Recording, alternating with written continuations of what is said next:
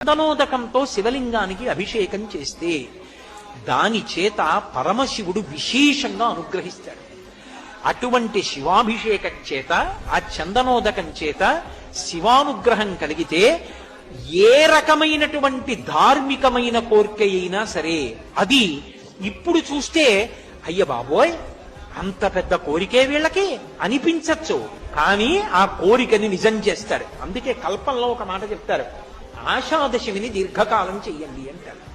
జ్ఞాపకం పెట్టుకుని వరలక్ష్మీ వ్రతం ప్రతి సంవత్సరం ఎలా చేస్తారో ఆషాదశమి నాడు పురుషుడు శివాలయంలో చందనోదకంతో అభిషేకం చెయ్యాలి. అథవా పురుషులు ఏం చెయ్యాలి? స్నానం చేసి ఓ చందనం పలక దుంగ, ఆ చందనపు సాన దుంగ పట్టుకుని అభిషేకం చేసుకోవడం రాకపోతే దేవాలయంలోకి వెళ్లి కూర్చుని చందనం తీసి శివాలయంలో ఇవ్వాలయ్యా అభిషేకం చేయండి. వాళ్ళు అభిషేకం చేస్తున్నప్పుడల్లా ఈ చందనం కలిపి అభిషేకం చేస్తారు.